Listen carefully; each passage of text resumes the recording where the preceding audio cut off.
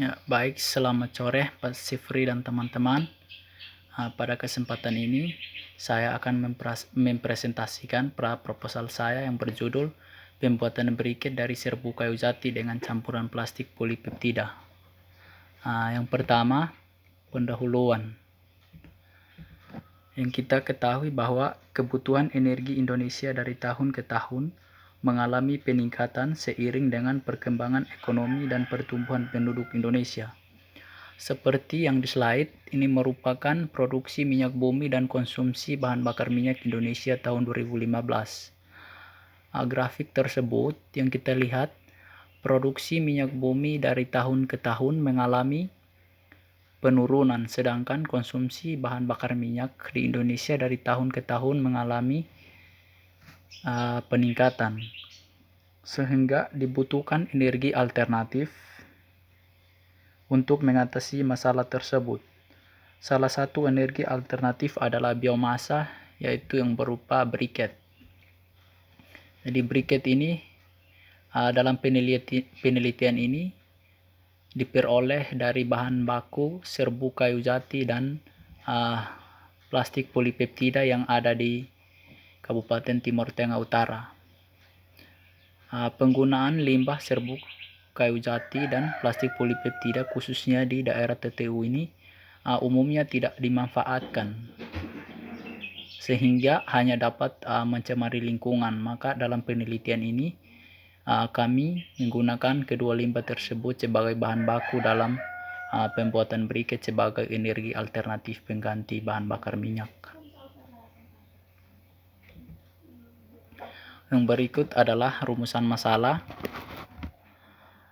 Rumusan masalah dari penelitian ini yang pertama itu bagaimana karakteristik briket arang dari serbuk kayu jati dengan campuran plastik polipeptida. Yang berikut rumusan masalah yang kedua, berapa persentase variasi jumlah perekat terhadap kualitas briket arang serbuk kayu jati. Tujuan dari penelitian ini yang pertama, untuk mengetahui karakteristik briket arang dari serbuk kayu jati dengan perekat plastik polipeptida. Tujuan yang kedua, untuk mengetahui persentase variasi jumlah perekat terhadap kualitas briket arang dari serbuk kayu jati. Yang berikut adalah tinjauan pustaka. Tinjauan pustaka yang pertama itu kayu jati. Kayu jati adalah salah satu jenis kayu yang paling banyak diminati masyarakat luas. Ketersediaan kayu jati khususnya di Pulau Timur sangatlah melimpah sehingga dapat dimanfaatkan menjadi produk yang bernilai ekonomis. Seperti tabel yang ada di slide, ini merupakan sifat fisik, sifat kimia, sifat hidroskopik, dan mekanik dari kayu jati. Teman-teman dapat lihat pada slide. Yang berikut limbah serbuk kayu jati. Berdasarkan data nasional BPJS tahun 2006, produksi serbuk gergaji kayu di Indonesia sebesar 679.247 meter kubik dengan densitas 600 kg per meter kubik. Maka didapat 407.548,2 ton. Jika dari kayu yang tersedia terdapat 40% yang menjadi limbah serbuk gergaji, maka akan didapat potensi pembuatan briket sebesar 163.319,28 ton per tahun. Yang berikut adalah biomasa. Biomasa merupakan salah satu sumber energi yang dapat diperbarui dan digunakan sebagai sumber energi terbarukan pengganti bahan bakar fosil serta memiliki kandungan volatil tinggi. Limbah biomasa yang cukup berpotensi adalah industri pengrajin atau pembuat meja, lemari, dan lain-lain yang menghasilkan serbuk dan limbah serat. Yang berikut adalah arang. Arang sendiri itu merupakan suatu padatan yang dapat dihasilkan dari proses pembakaran yang mengandung 85-95 karbon. Perekat Pembuatan briket bioarang biasanya memerlukan penambahan bahan perekat untuk meningkatkan sifat fisik dari briket. Adanya penambahan kadar perekat yang sesuai pada pembuatan briket akan meningkatkan nilai kalor briket tersebut. Yang keenam adalah metode. Metode yang digunakan dalam penelitian ini adalah pengarangan, yaitu penguraian kimia dengan menggunakan pemanasan. Metode ini disebut juga proses karbonisasi, yaitu untuk memperoleh karbon atau arang. Yang berikut adalah briket. Briket adalah bahan bakar padat yang dapat digunakan sebagai sumber energi alternatif yang mempunyai bentuk tertentu. Pembriketan bertujuan untuk memperoleh suatu bahan bakar yang berkualitas yang dapat digunakan untuk semua sektor sebagai sumber pengganti energi. Yang berikut karakteristik kualitas briket. Faktor-faktor dan parameter uji yang mempengaruhi kualitas briket. Yang pertama itu kadar air, kadar abu, kadar zat terbang, kerapatan, kuat tekan, dan nilai kalor. Yang berikut adalah metodologi penelitian. Yang pertama, alat dan bahan yang digunakan dalam penelitian. Teman-teman dapat lihat pada slide.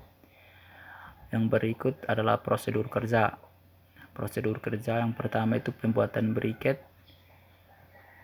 Langkah yang awalnya itu proses karbonisasi. Proses karbonisasi yang pertama, limbah serbu kayu jati. Selanjutnya dikeringkan di bawah sinar matahari sampai kering. Selanjutnya serbu gergaji kayu dibakar selama 30 menit. Dihaluskan dengan halus sampai halus. Kita mendapatkan partikel halus yang siap dicetak menjadi briket. Yang berikut proses pembuatan briket. Yang pertama, partikel halus serbuk jati kita campurkan dengan plastik polipeptida. Setelah itu kita campurkan lagi dengan tepung kanji dengan persentase 10% dari berat bahan baku. Setelah itu kita campurkan bahan baku dengan perekat, dimasukkan dalam cetakan briket. Setelah kita masukkan, kita tekan. Setelah itu hasil cetakan briket yang dihasilkan selanjutnya kita keringkan sampai kering. Yang berikut adalah uji kimia. Uji kimia yang pertama yang dilakukan pada briket yaitu kadar air. Yang pertama adalah kadar air. Jadi rumus untuk mendapatkan atau mengetahui kadar air yang terkandung dalam briket yaitu persen kadar air sama dengan bobot yang hilang per bobot sampel dikalikan dengan 100%. Yang kedua adalah kadar abu. Kita dapat mengetahui kadar abu yang terkandung dalam briket dengan rumus persen kadar abu sama dengan C kurang A per B kalikan dengan 100%. Yang berikut zat terbang. Dapat kita ketahui dengan rumus persen kadar zat terbang sama dengan bobot yang hilang per bobot sampel dikalikan dengan 100 dikurangi kadar air. Yang berikut adalah karbon tetap. Karbon tetap dapat kita ketahui atau dapat kita peroleh dengan rumus persen karbon tetap sama dengan 100% dikurangi kadar air tambah kadar abu ditambah lagi dengan kadar zat terbang dalam persentase persen. Yang berikut adalah uji fisik. Uji fisik yang pertama itu kerapatan atau densitas. Densitas dapat kita ketahui atau kita peroleh dengan rumus densitas sama dengan massa per volume. Yang berikut adalah kuat tekan. Kuat tekan ini dapat kita ketahui dengan sebuah alat yang biasa tersedia di dalam lab dan nama alat tersebut adalah manometer. Jadi kuat tekan ini kita dapat mengetahui dengan alat yang disebut dengan manometer. Baik, sekian dan terima kasih dari hasil presentasi saya.